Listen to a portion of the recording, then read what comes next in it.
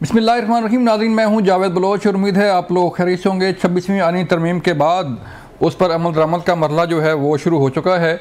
नए chief justice जो है वो अपने ओहदे का हलफ उठाने जा रहे हैं 26 तारीख को। अब जो सीनियर तरीन जज साहबान हैं, जैसे जस्टिस मंसूर अली शाह साहब हैं और जस्टिस मुनीब अख्तर साहब हैं, उनका मुस्तकबिल क्या होगा, ये सवाल उठाया जा रहा है।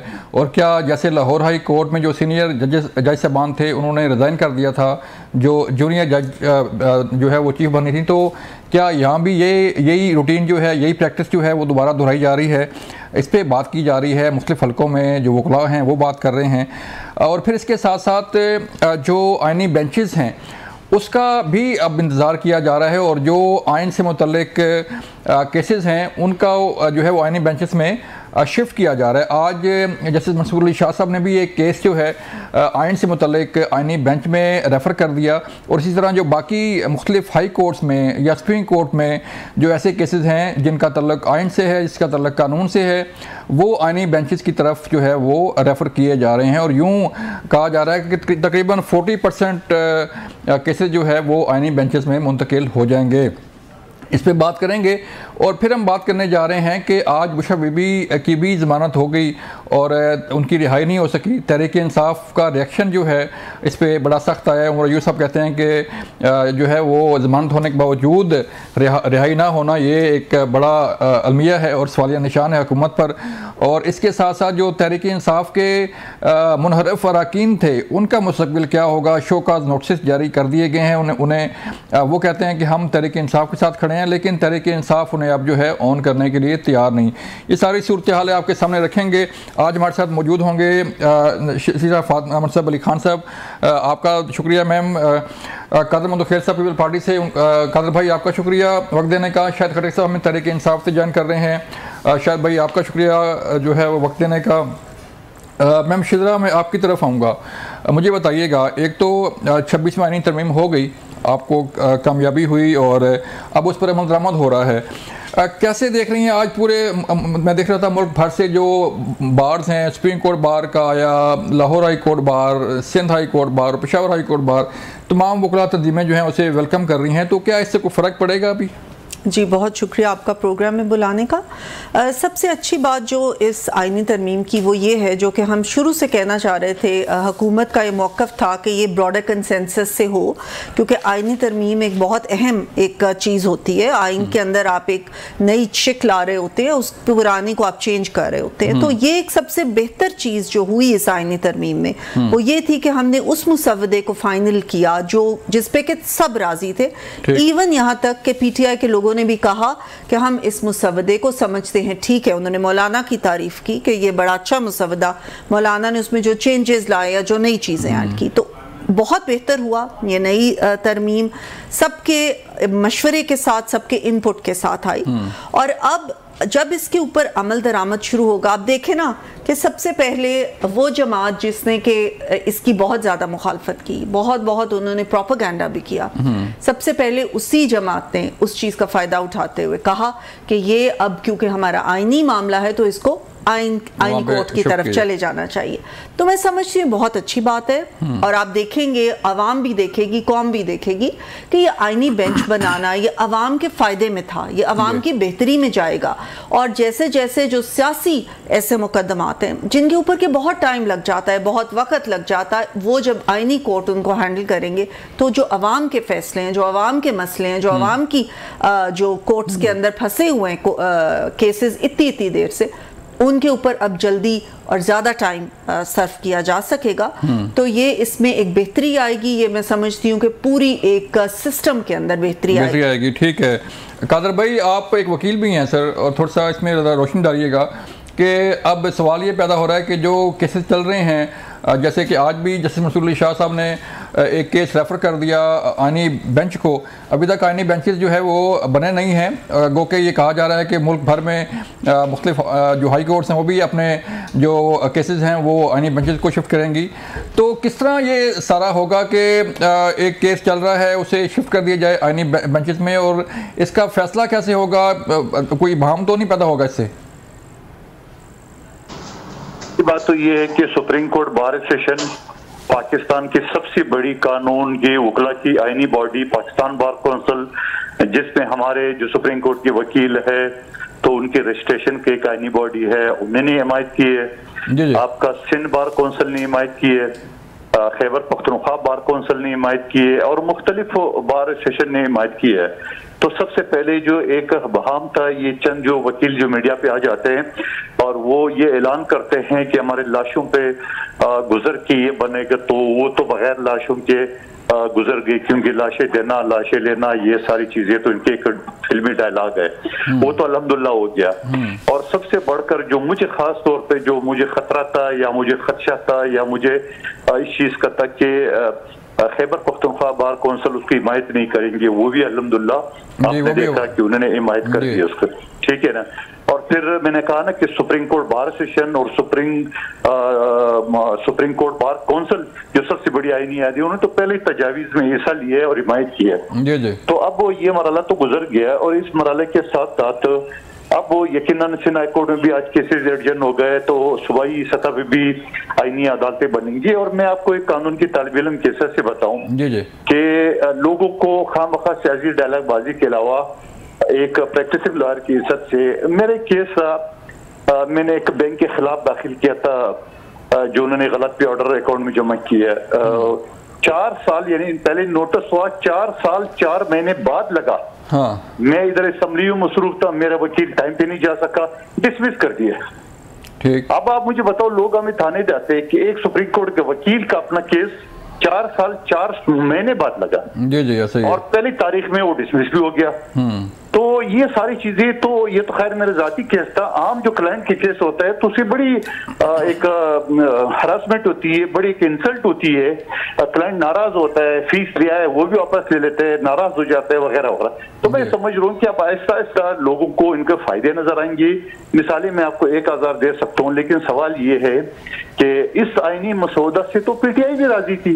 आपकी गौर खान साहब की वो क्लिप भी आप सुना दे अपने व्यूअर्स को, जो उन्होंने कहा कि हमने मौलाना साहब के साथ मसौदे पे हमने इत्तफाक कर लिए है और इत्तफाक करने के बाद सिर्फ हमें खान साहब तक रिसाई दिला दे, हम उनसे पूछ ले।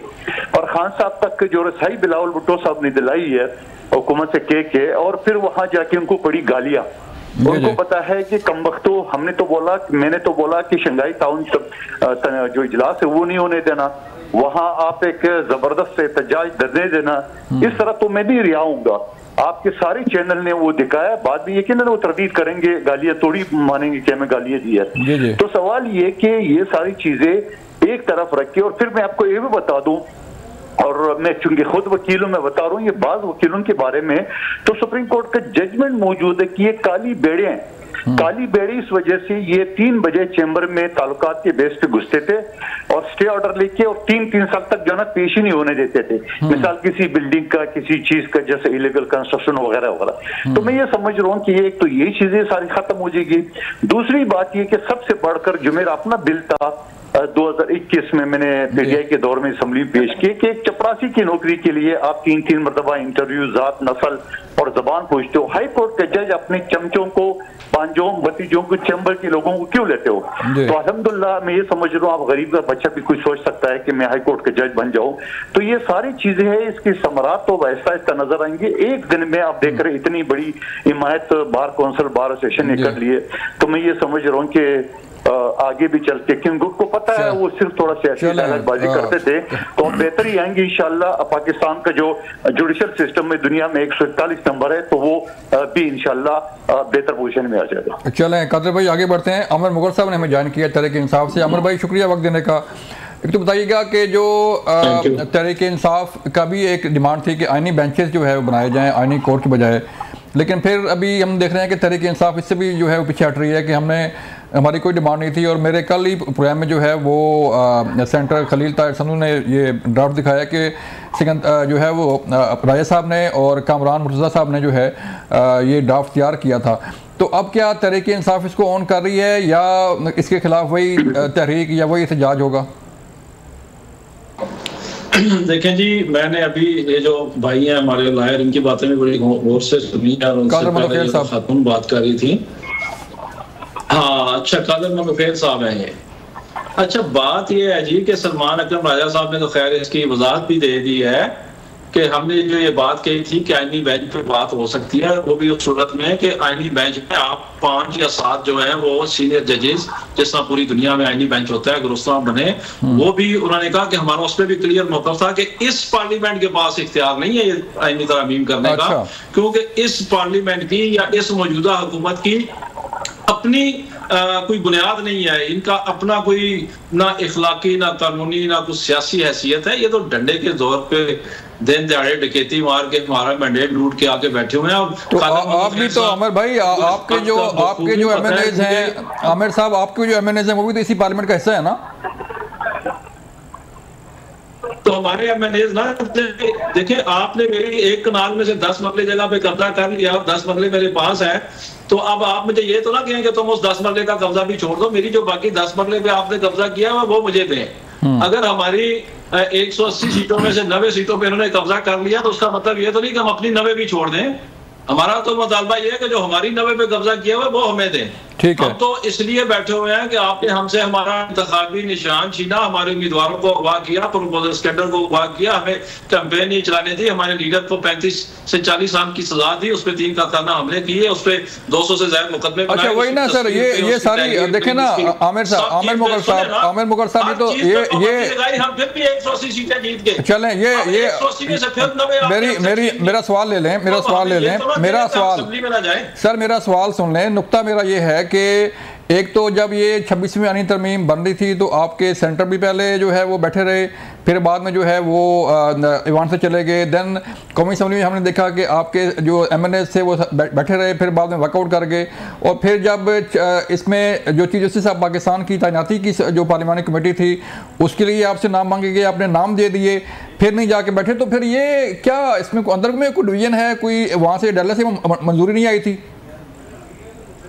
देखें, अब सबसे पहले तो बात आप ये समझें कि हमारा लीडर है जेल में, आपने हमारी उससे कम्युनिकेशन ही खत्म की हुई है इस नाजायज हुकूमत ने, तो जाहिर है कुछ फैसले जो है वो अपने हमें लीडर से लाजमी पूछ के करने होते हैं, कुछ फैसले वक्ती तौर पे गलत भी हो जाते हैं जब आप हमें लीडर से कम्युनिकेशन नहीं करते। तो ये फैसला गलत था पार्लियामानी कमेटी में जाने का?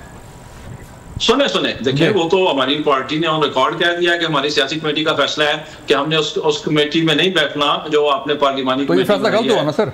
जजेस को जी, ये फैसला गलत हुआ ना आपका?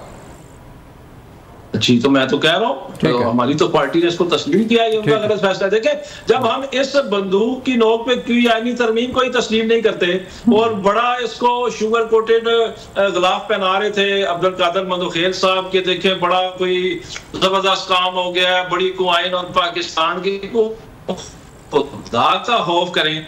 हारे हुए एमएनए तहरीक इंसाफ से वो बैठ के जबरदस्ती हमारी सीटों पे अब वो फैसला किया करेंगे जज कौन लेगा। कभी कोई दुनिया में इस तरह भी हुआ है कि इस तरह जजों के आपने तो दूसरे लफ्जों में मंदोखेल साहब सुप्रीम कोर्ट को फतह कर लिया है, और बेसिकली आप भी अपनी नौकरी पक्की कर रहे हैं, आपकी भी क्या जरूरत थी ये आईनी तरमीम लेके आते, ये आइन में तरमीम करते।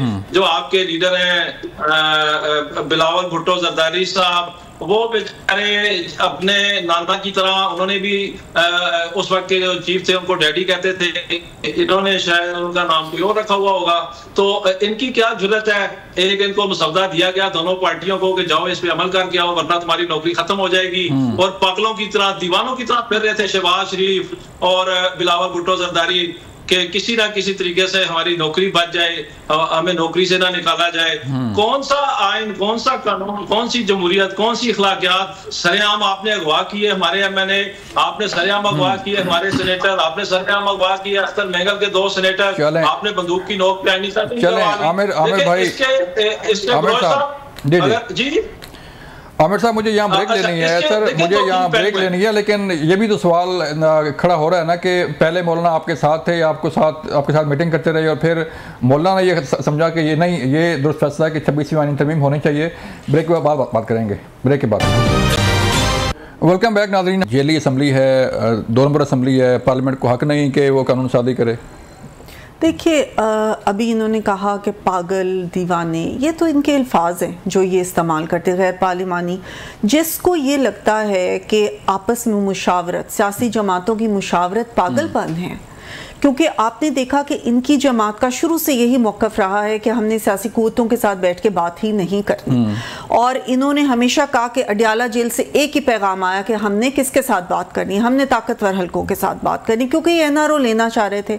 वो वक़्त जाए और आज का आए। SCO को इन्होंने सैबोटाज करने की कोशिश की, IMF के प्रोग्राम को सैबोटाज करने की कोशिश की। हर वो काम जो कि मुल्क के जो नुकसान में जाता है वो ये करने की कोशिश करते हैं। आज हाल ये हुआ है कि इस किस्म का इनकी सियासत की वजह से इनकी अपनी पार्टी मुंतशिर हो चुकी है।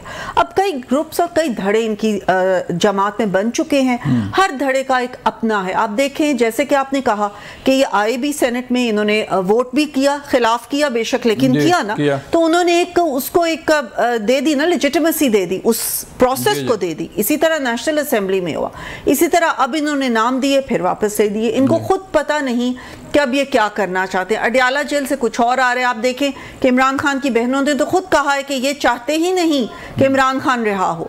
तो ये आपस में इस तरीके से बढ़ चुके हैं। अब ये कह रहे हैं, पहले इन्होंने प्रोपेगेंडा किया, हमारे लोग उठा लिए गए, ये हो गया वो गया। कहाँ है वो लोग?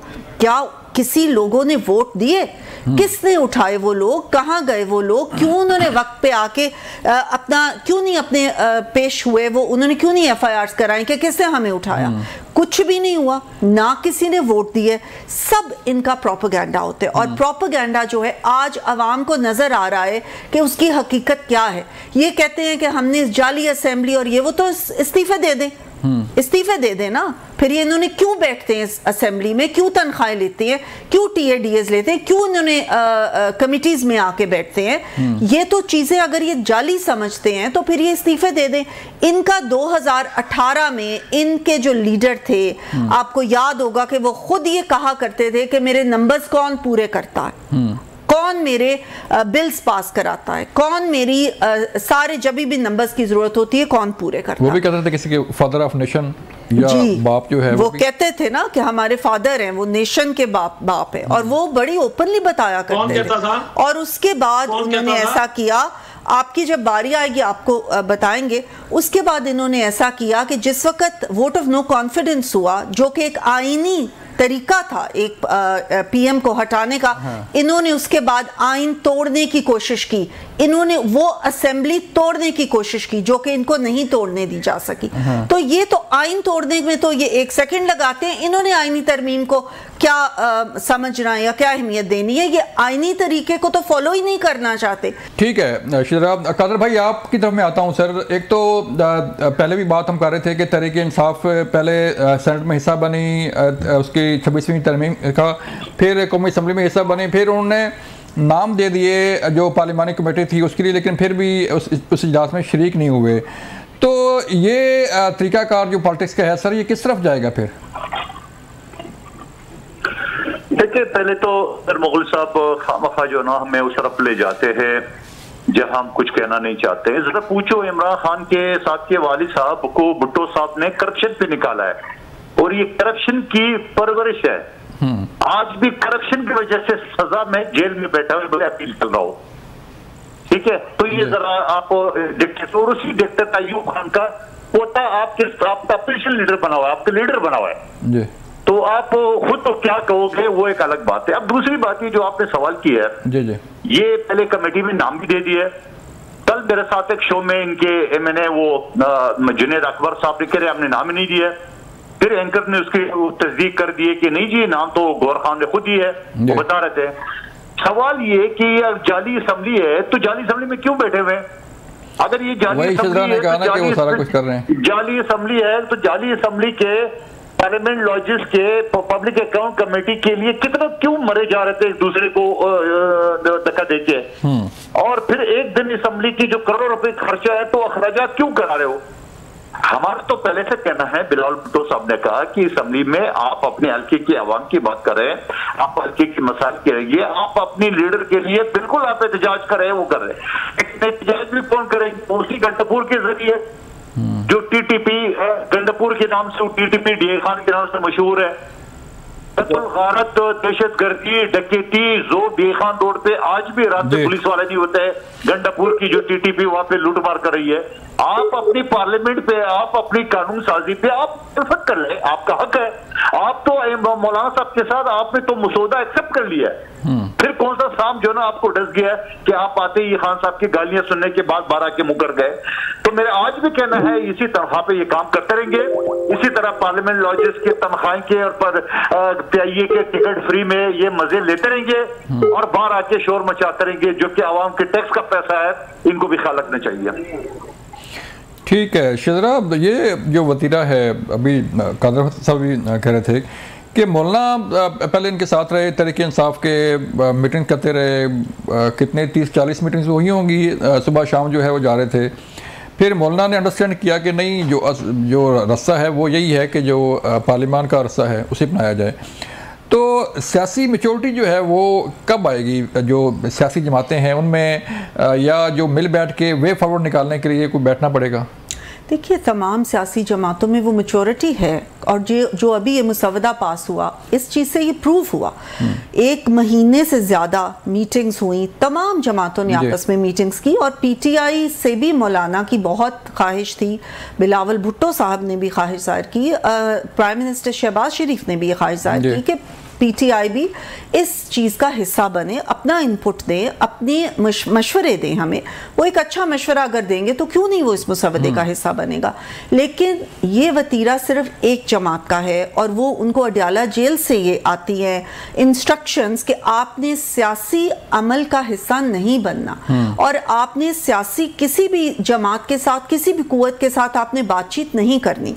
आप ये बताएं मुझे कि ये एक बड़ी अजीब सा लॉजिक है, क्योंकि जब सियासतदान आपस में बातचीत करते हैं, आपस में कोई ना कोई वे आउट निकल आता है, जमहूरियत तभी मजबूत बात है। अगर आप ये कहेंगे कि हमने इनसे बात नहीं करनी, अब वो उसी NRO की तलाश में अभी तक बैठे हुए हैं। इसीलिए जब उनका वफद उनको मिलने गया तो उन्होंने उनके साथ बहुत बुरे तरीके से बात की। उन्होंने कहा कि तुम लोग मुझे निकालने के लिए कुछ नहीं कर रहे, और अकॉर्डिंग टू हिम उनको निकालने का सिर्फ ये तरीका, उनके NRO का सिर्फ ये तरीका है कि सियासी कुव्वतों को छोड़ दिया जाए, सड़क पर मुजाहरे हों। लेकिन अब उनकी ये चीज़ भी फेल हो चुकी है, क्योंकि उनके अपने जो लोग हैं, आपने देखा कि गंडापुर, अभी कल भी उन्होंने बहुत बुरे अल्फाज इस्तेमाल किए, मैं तो उन अल्फाज को दोहराना भी नहीं चाहती। फिर से उनको चीफ मिनिस्टर मरियम नवाज शरीफ साहिबा के बारे में, ख़वातीन के बारे में, पहले उन्होंने, आपको पता है कि किसी को नहीं पहले भी छोड़ा था, अभी भी वही उन्होंने अल्फाज इस्तेमाल किए। लेकिन खुद क्या वो करते हैं, लोगों को इश्तियाल दिला के, लोगों की जहन साजी करके जब पहुंचते हैं तो खुद गायब हो जाते हैं, पतली गली से निकल जाते हैं, और उनके लोग जो हैं वो बेचारे वहीं के वहीं रह जाते हैं, उनको समझ नहीं आती। इसलिए अब इनके जो लोग हैं ना, वो भी मुतनफ़र हो चुके हैं, वो भी अब इनके कहने पे निकलना बिल्कुल उन्होंने बंद कर दिया। आमिर मोगल साहब, अब पहले तो आपने मौलाना फजल रहमान साहब से जो है वो मुज़ाकरात किए तहरीक इंसाफ ने इसी 26वें आईनी तरमीम पे, और काफ़ी मीटिंग्स के बाद फिर मौलाना ने अपना रास्ता बदला और जो आइन की तरमीम है उसके हक़ में वोट दिया। तो क्यों फिर, क्या आप मौलाना को मना नहीं सके, या मौलाना ने कहा कि ये रास्ता ठीक नहीं है जो आपने तहरीक इंसाफ ने चूज़ किया? देखें जी, मैंने अभी मतलब खैर साहब की और अपनी बहन की बातें सुनी है, मैं इनके लिए जवाब देता हूँ, लेकिन मैं पहले आपकी बात का जवाब दे दूं। देखिए, जो भी अपोजिशन की पार्टी है उसके साथ तो हमारा कुदरती इत्तेहाद बनता है, हम एक दूसरे को कायल करते हैं। हमने कोशिश की मौलाना साहब को कायल करने की, और मौलाना साहब ने जो बयान दिया है कि मैंने एक काले नाग के दाम तोड़ दिए हैं, तो तहरीक इंसाफ चूंकि उनके साथ मुत्तफिक नहीं है, हमारा यह ख्याल है कि इस काले नाग के हाथों जो है ना वो मौलाना साहब डसे गए हैं, और उसका जहर जो है वो मौलाना साहब को वो उसने अपनी गिरफ्त में उसने ले लिया है। लेकिन उनको अभी समझ नहीं आ रही, मौलाना साहब ने इस मुल्क का एक बड़ा लीडर होने का मौका जो है वो ज़ाया कर दिया। अच्छा। आप देखें, मौलाना साहब ने अभी सलमान अकरम राजा साहब ने कल बैठ के ये बात नेशनल टीवी में भी बताई है कि हमारे मौलाना से मुज़ाकरात क्या हो रहे थे। मुज़ाकरात ये हो रहे थे कि मौलाना का मौक़िफ़ ये था कि अगर इससे भी हम पीछे हटे, यानी कि ये बातें भी इनकी ना मानी, यानी कि एस्टेब्लिशमेंट की, तो ये तो मेरे भी बंदे अगवा कर लेंगे। तो तरमीम तो उन्होंने पास करवाई देनी है, तो अब मैं इससे ज्यादा नहीं कर सकता। लेकिन इस बात की मुगल साहब, लेकिन इस बात की कोई मौलाना की तरफ से कोई तस्दीक नहीं आई कि उन्होंने ये कहा है कि मेरे बंदे उठा लिए जाएंगे? नहीं, ये बात आप ठीक कह रहे हैं, मौलाना ने तस्दीक नहीं की। मैं तो सलमान अकरम राजा साहब की कहानी आपको बता रहा हूँ। उन्होंने कहा जो हमारे सेक्रेटरी जनरल हैं कि बात तो इसलिए हो रही थी कि मौलाना साहब का मौका था, ये तो मेरे बंदे भी उठा लेंगे, तो फिर आप माने इमरान खान को, उसके बंदे भी इन्होंने उठा लिए जबरदस्ती। लेकिन जिसके बारे में कहा जा रहा है ना, बात तो सर बात नहीं, मैं सुन लेना जी अच्छा बोले आप। उनसे वोट भी दिलवा लिए, अख्तर मेंगल के बंदे भी उठा लिए, उनसे वोट भी दिलवा लिए, लेकिन अख्तर मेंगल अपने मौकफ से हटा, मैं इमरान खान अपने मौकफ से हटा। अब मैं इन दोनों अपने भाई और बहन की बातों का जवाब देता हूँ, मंदोखेल साहब और शुजरा मुनसफ साहिबा की। देखिए बात इन्होंने की 9 मई की, बात इन्होंने की कि तहरीक इंसाफ जो है वो इंतशार की सियासत करती है, इन्होंने इमरान खान साहब के वालिद साहब के बारे में बात की। और मेरे भाई हवाई बातें ना करें, कुछ सबूत दें, कोई उस वक्त की प्रेस रिलीज ला दें, कोई उस वक्त का आप कोई टर्मिनेशन लेटर ला दें, कोई चीज तो कौम के सामने रखे ना। हवाई फायर ना करें, हवाई फायरिंग का फायदा नहीं होता। आप बता सारी दुनिया को पता है कि जुल्फिकार अली भुट्टो ने उस वक्त के आमिर को अपना डेडी बनाया हुआ था, जिस तरह के आज उसके नवासे ने आज के आमिर को अपना डेडी बनाया हुआ है, और उसके हुक्म पे वो नाच है, उसका जो नाच है वो सारी दुनिया देखती है। और बात रही 9 मई की या 8 फरवरी के इलेक्शन की, तो अगर आप सच्चे हैं नून लीग वाले और पीपल्स पार्टी वाले, तो क्यों नहीं अभी तक जुडिशियल कमीशन बनाया आपकी सो कॉल्ड हुकूमत ने। चलें आमिर मुगल साहब, मुझे यहाँ एक ब्रेक लेनी है, जब ब्रेक से वापस आएंगे तो फिर बात करेंगे कि ये काला नाग जो है वो किस किस को डस रहा है या डसेगा। ब्रेक के बाद वेलकम बैक नाज़रीन। हम बात कर रहे थे कि कोई काला नाग की बात हो रही है। कादर मंदोखेल साहब, काला नाग जो है वो कह रहे हैं आमिर साहब के मौलाना ने जो काला नाग को सपोर्ट किया और यही काला नाग जो है उन्हें डस लेगा। सूरत क्या है? अगर कोई साथ दे तो ठीक, अगर कोई साथ ना दे तो फिर वही काला नाग वाली बात। देखिए, आप इफ्तिखार चौधरी से लेके और फिर ये आप ले बंदियाल और साकिब निसार तक, ये सुप्रीम कोर्ट के चीफ जस्टिस ने ये गुंडे रहे हैं। मैं वकील हूं, आपको बता रहा हूं, ये गुंडे थे और इन्हें अदालत को एक थाने और एक गैंग के तौर पे चलाया। इन्होंने अपना काम छोड़ के, जो कि दुनिया में 141 नंबर पे ये मुखालफिन को क्रश करने में लगे हुए थे। दूसरी बात, आमिर मुगल साहब बार बार जनरल आयूब की बात कर रहे हैं। जनरल आयूब का पोता आपका अपोजिशन लीडर है, और आपके शहरियार अफरीदी, जो मेरी बहन सवाल कर रही थी, शहरियार अफरीदी ने कहा कि बाजवा के बारे में आर्मी चीफ कोप का बाप होता है, जबकि एयरवाई के एंकर ने बोला बाप तो 3 साल के लिए नहीं होता है, बाप को हमेशा के लिए होता है। आप ये जुमला बदल दें। फिर इसी इमरान खान साहब ने डिक्टेटर मुशर्रफ को रेफरेंडम में साथ दिया है, और ये मीडिया पे आके कहा कि जनरल मुशर्रफ ने मुझे धोखा दिया कि साउथ सिटी आपको दूंगा। क्या बातें कर रहे हो आप? और दूसरी बात ये कि 9 मई का रटा लगा रहा है। 9 मई का इमरान खान साहब ने खुद नहीं कहा कि पेट्रोल बम हमने घर से फेंके। 9 मई का GHQ पे धरना का इमरान खान साहब ने खुद एक्सेप्ट किए, और सारी चीजें CCTV छोड़ दे, आपकी अपने लोगों के बनाए हुए वीडियो जो ना उसमें सारा जुर्म कबूल कर रहा है। आपके इमरान खान साहब के भांजे एहसान न्याजी ने फौजी मखलूल लहरा के क्या क्या कुछ कहा, वो आपकी वीडियो बनाए, इसमें किसी CCTV की जरूरत नहीं है। और फिर आप इतनी सच्चे हो तो सुप्रीम कोर्ट से स्टे क्यों लिया है 9 मई के?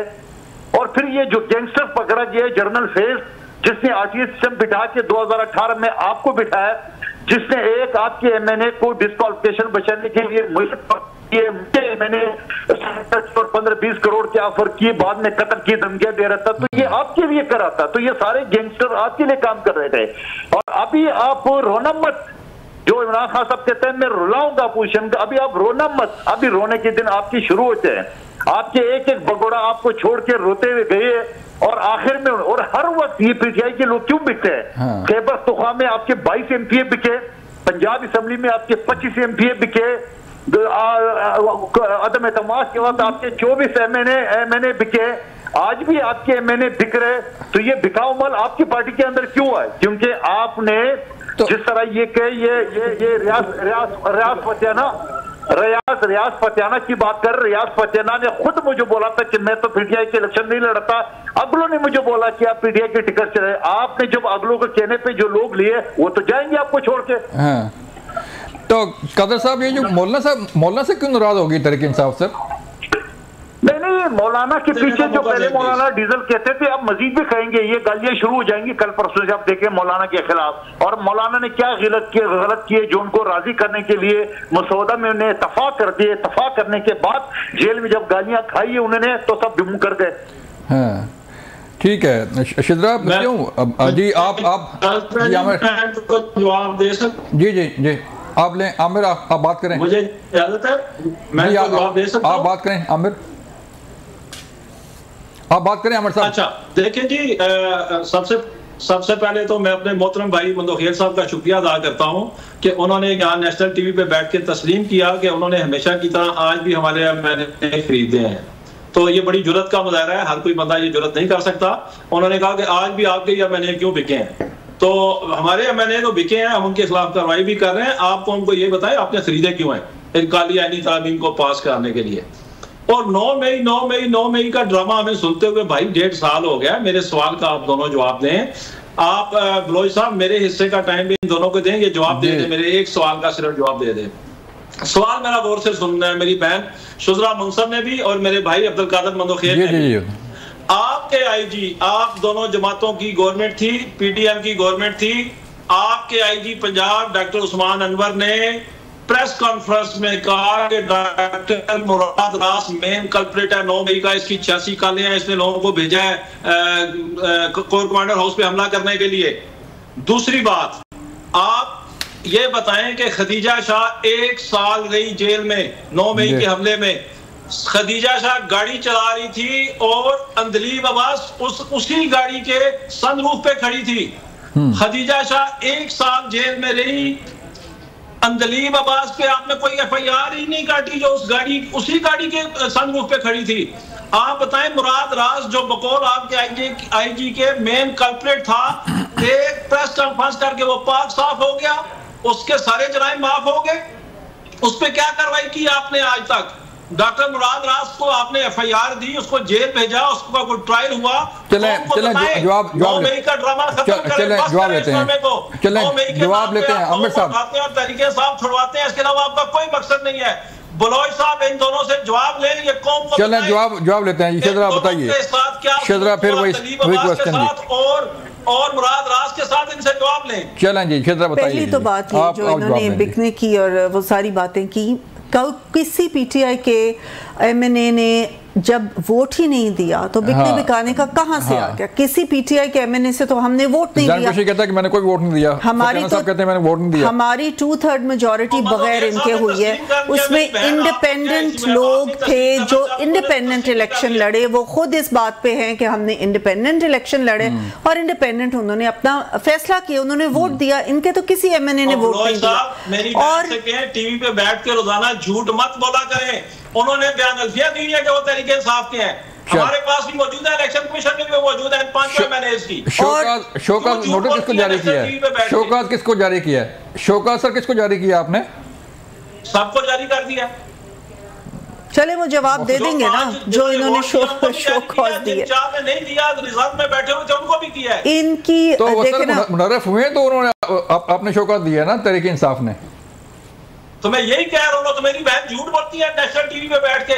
उन्होंने तो अपने बयान अल्फी इलेक्शन कमीशन में इन 5 ने जमा करवाए हुए थे जिन्होंने वोट दिया कि हम तरीके इंसाफ के हैं। हमारे पास भी मौजूद है, इलेक्शन कमीशन में भी जमा करवाए हुए हैं।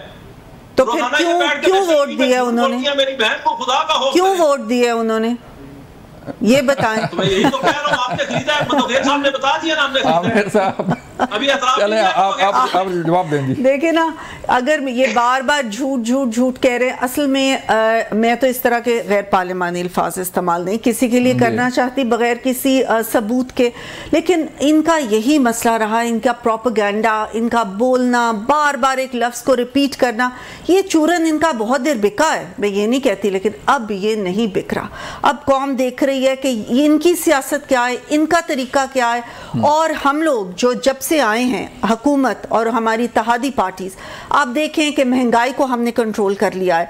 हमारी एक इंटरनेशनल इतनी अच्छी माशाल्लाह कामयाब कॉन्फ्रेंस हुई है। तमाम जो लोग कहते थे कि पाकिस्तान आइसोलेट हो गया, या वो मुल्क जो इन्होंने अपने ज़माने में हमसे नाराज़ कर लिए थे, वो अल्हम्दुलिल्लाह सब पाकिस्तान के साथ मिल गए हैं। IMF का प्रोग्राम शुरू हो गया, अवाम के अंदर एक रिलीफ की लहर दौड़ रही है और पाकिस्तान दोबारा मईशत को संभाल रहा है और दोबारा से उस सही पटरी की तरफ चल पड़ा। तो ये एक बहुत बड़ी बात है। लेकिन ये जो बात कर रहे हैं 9 मई की, 9 मई में आपके अपने लोगों ने वीडियोस बना के उनको सोशल मीडिया पे लिखा है, रखा है, खुद बोले हैं, और आपके अपने लीडर ने ये कहा है कि मैंने अपने लोगों को कहा कि जाओ और जाके GHQ के सामने तुम एहतजाज करो। ठीक है, उन्होंने पुरअमन एहतजाज कहा, लेकिन उस पुरअमन एहतजाज से पहले ज़मान पाक के अंदर किस तरीके से जहन साजी हुई, क्या बताया गया लोगों को? ये बताया गया कि इमरान खान तुम्हारी रेड लाइन है, ये बताया गया कि तुम जाके ये कहो कि इमरान नहीं तो पाकिस्तान नहीं, खुदा न खास्ता।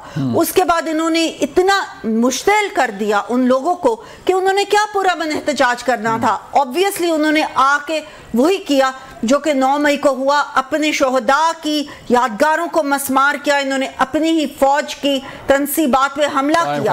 और आज जवाब दे दें, टाइम खत्म हो गया आमिर साहब, फिर नेक्स्ट प्रोग्राम में इंशाल्लाह मजीद जवाब लेंगे। नाज़रीन, ये था आज का प्रोग्राम। हमने कोशिश की कि जो 26वीं आईनी तरमीम के बाद अब सूरत हाल है सुप्रीम कोर्ट में केसेस की और जो बाकी जो केसेस हैं उन पे बात करें। जो सियासत पे जारी है, मौलाना फजल रहमान साहब अब तनकीद का निशाना बन रहे हैं तहरीक इंसाफ की तरफ से। ये अब एक नई चीज़ आ रही है, देखते हैं ये कब तक चलती है। अपना ख्याल रखिएगा, अल्लाह हाफिज़।